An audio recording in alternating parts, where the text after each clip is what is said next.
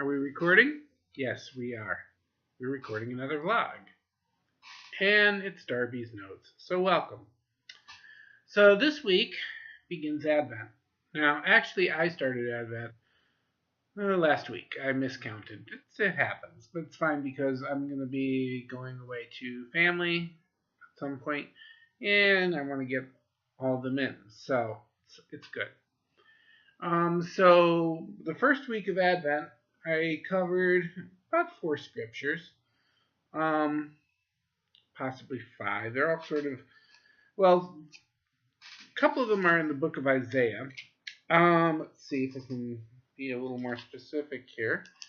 I'm looking over at my notes, so if you're wondering why I'm looking off the side of the screen here. And by the way, if this one runs a little long, so it does. That's all there is to it.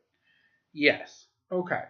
So, in a little bit of historical context here, the children of Israel had messed up again, and God finally decided that, you know what, maybe they'll listen this time. If we go into exile for a little while, it's a warning shot off the bow.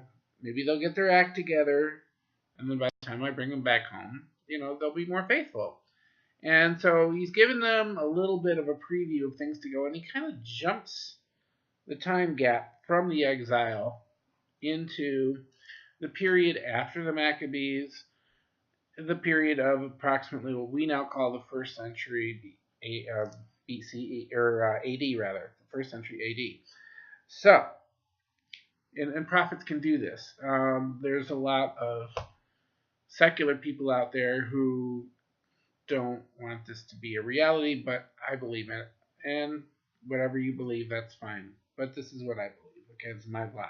So, anyway, so it begins with Isaiah chapter 7, and Ahaz, who was kind of that wasn't a great king. But he was king of Judah, and anyway, just before the exile, there was a warning shot just before that when the king of the neighboring divided kingdom of Israel, which used to be part of them and is no longer, is trying to fight against them. And so, anyway, they appealed to the prophet to tell them how the battle was going. But what they got instead was a vision of the future. And beginning in chapter 7, verse 14, Isaiah said, well, actually starting in verse 13, again the Lord spoke to Ahaz, ask the Lord your God for a sign, whether in deepest depths or the highest heights. And the king gets all arrogant on him, like, I'm done with this stuff, this prophet stuff. I want to know, am I going to win the battle? Just tell me that stuff. And so in and so Isaiah says to Ahaz, hear now, you house of David, because that's the royal house. Is it not enough to try the patience of men? Will you try the patience of my God also? It's like, I got a message from God. Come on. Listen up. Therefore, the Lord himself will give you a sign. The virgin will conceive and bear a son, and they will call him Emmanuel. Now, there are some interpreters say it just means young girl. No. It literally means a girl who has not had sex is going to have a baby. Okay. And you will call him Emmanuel, which means God with us. So basically, how is this possible? Because the kid is God. And God can do whatever he wants, and he's decided to come in wearing a human body, and this is how he decided to come in. So this is our first prophecy. Now, Isaiah didn't stop there. Now, in my reading, I skipped around a little because the whole thing is really complex. And like I said, and in telling the history even, he jumps around. So I kind of skipped to the next section in the reading for the parts that really seem to fit together, because they're scattered. He didn't throw them all in one spot. They're sort of scattered. So, the next part happens in the chapter 11. Wait a minute. Do we want to go to 9 first? Yeah, let's go to 9 first, then we'll go to 11. Hold your thoughts here. First chapter 9. Okay. So that's in verses 6 and 7. And this is a little, well, it actually starts in verse 2. The people walking in darkness have seen a great light. Those living in the land of the shadow of death, the light has dawned. You know, there's a lot of death in the world. There has been for a long time. The Egyptians were out on death. These days, look at what's popular on TV, things about death. I mean, but these people in the land of death have seen a great light.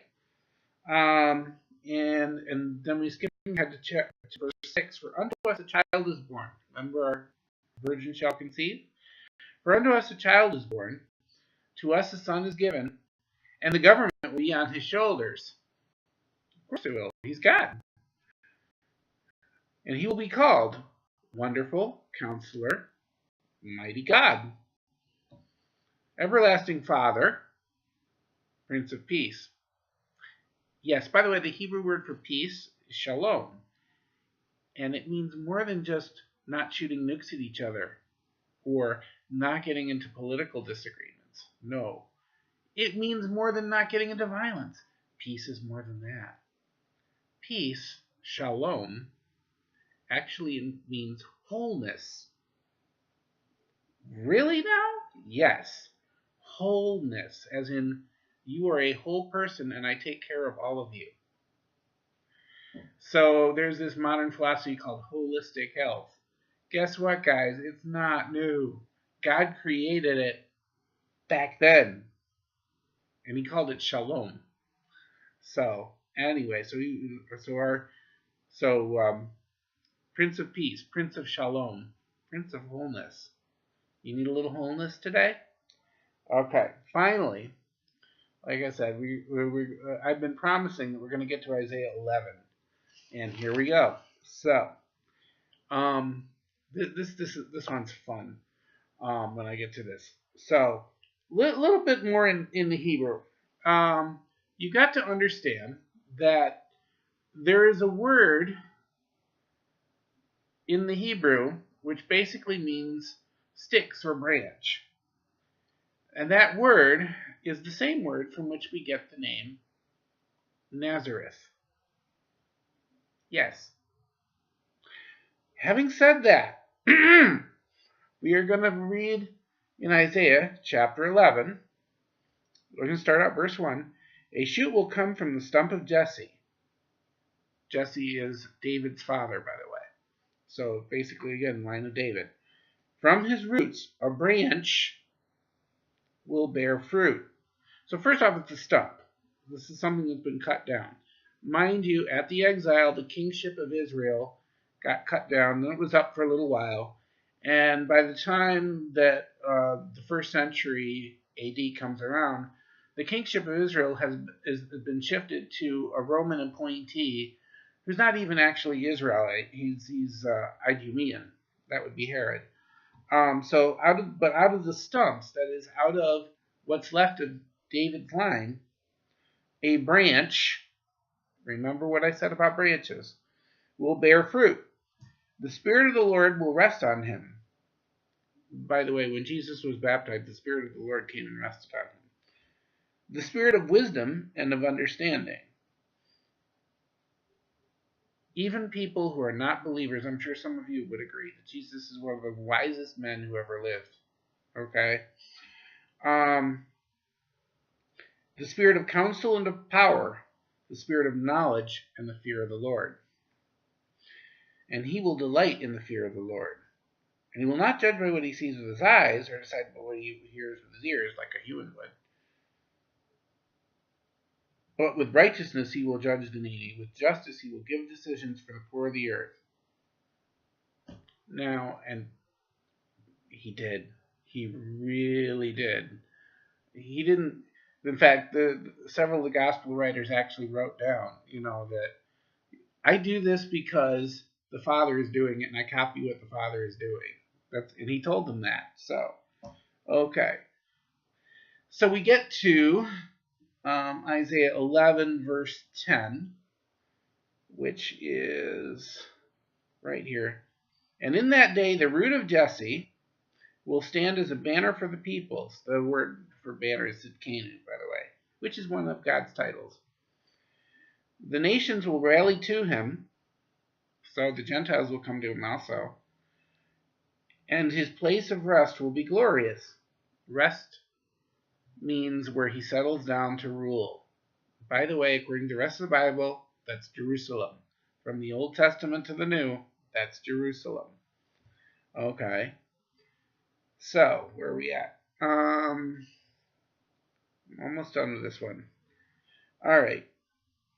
In that day, the Lord will reach out his hand a second time to reclaim the remnant that is left of his people. From Assyria, from Lower Egypt, from Upper Egypt, from Cush, from Elam, from Babylonium, from Hamath, from the islands of the sea. You know, I'm an Anglophile. I like to think of England amongst the islands of the sea. And actually, historically, there were a lot of Jewish people hung out from there. But they're referring to basically all the known world. So, where am I at? Yeah, I'm almost done. From the four quarters of the earth. So that leaves nothing out. Or God leaves nothing out. So God's going to regather his people from all over.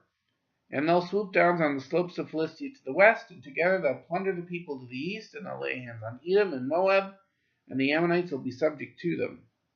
And then it goes on some more really cool futuristic stuff, which is going to happen. So, the point of what I'm saying is this. Jesus is going to take over, okay? So, my Isaiah scriptures, I told you, they jump time around.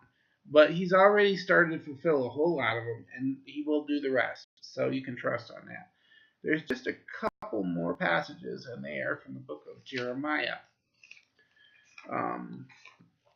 And then we will finish with this flag. And I know I'm running long, but that's okay.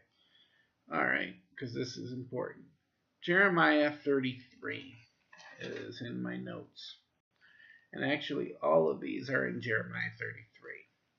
So, all right. 32. Okay. Just a minute. Yes, I'm looking at my Bible right here. Okay. Jeremiah 33. All right.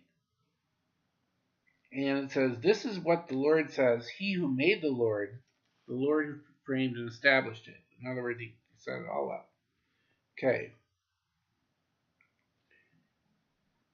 The Lord is his name. They wrote that word in all caps. That means actually they said the tetragram, they said his unpronounceable name. The Lord is his name. Call to me, and I will answer you and tell you great and unsearchable things you do not know. God does do that. He's done it for me a few times too. You're out there like, really? And then it's true. Yeah, so he does do that. And we skip to, that's in verse 2, by the way. We skip down to verse 15 and 16. By the way, have you heard some things you didn't know today? Just wondering. Put it in the comments.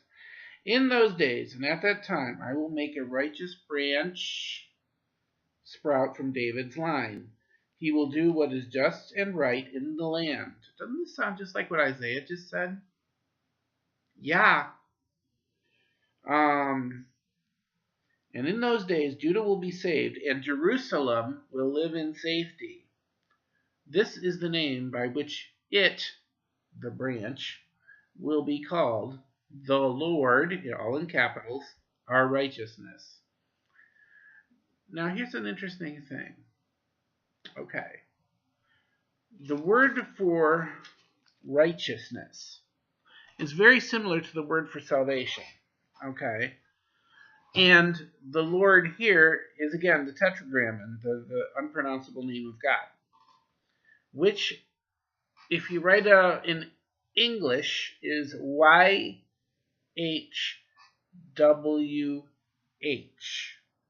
I'm going to say it again.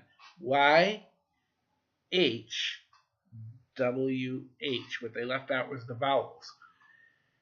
And I've heard several different people have tried to figure out how do you pronounce it, but the one that I think is the most interesting, almost always the last vowel that's not pronounced, is an sound. So whatever the YHW is, it ends in a Now this is interesting. So that name, our righteousness and salvation sound very similar in Hebrew, and Hebrew loves word games. The name Yahshua means salvation or God saves. Okay. And you can go back through the whole Old Testament if you want to. Every time you see that word salvation, read his name in it. Seriously, you can do it. It's legit. It's biblically correct. And it'll change your whole understanding of all those passages. Now, going into the present passage.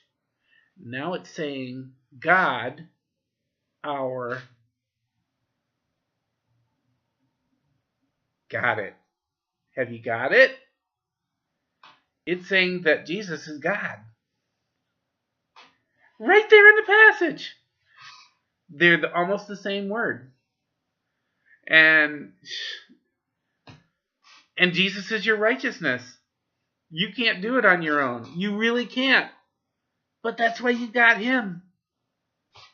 So if you don't have him, just do something about it. Just say, Yahshua, I need you to be my righteousness. Because I messed up. I can't do it. And you know what? He'll do it. And say, come and take over. I can't do this anymore. Take over. He will. And he'll show you things you don't know.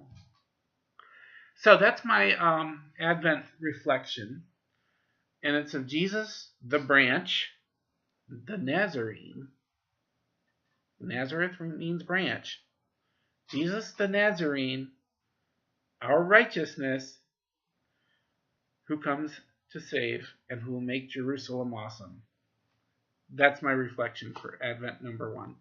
I'm intending to do another one for next week. So yeah, this one's a bit long. I'll try to make the next one a bit shorter, I promise. But, love it. So anyway, usually I'll do other reflections about things going on in my life right now. But this is a special Advent edition. And I really honestly feel like it's something I wanted to share with you guys. Hope you're enjoying your holiday season or whatever you want to call it. And I will see you next week. And until then, further up and further in.